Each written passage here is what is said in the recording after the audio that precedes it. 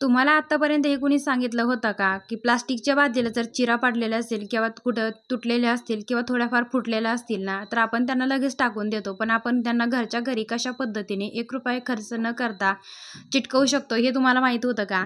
तर इथं बघू शकता दात घासण्याचा जो काही ब्रश आहे तो आपण कालांतराने टाकून देतो. असा हा ब्रश मी इथं गॅसवरती गरम करून घेणार आहे. आता 1 ते 2 मिनिटांमध्येच तुम्ही इथं पाहू शकता गॅसवरती ठेवलेला ब्रश आहे तो लगेच इथं वितळायला सुरुवात झालेली आहे.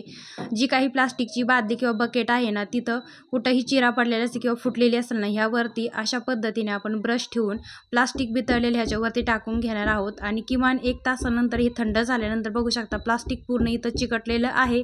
आता आपण ह्याच्यामध्ये पाणी भरून बघूया. तर इथं बघू शकता अशा पद्धतीने तुम्ही सुद्धा प्लास्टिकची तुटलेली, फुटलेली किंवा चिरा पडलेली बादली पुन्हा वापरामध्ये घेऊ शकता. ₹1 सुद्धा खर्च न करता घरच्या घरी तुम्ही नक्की चिटकवू शकता.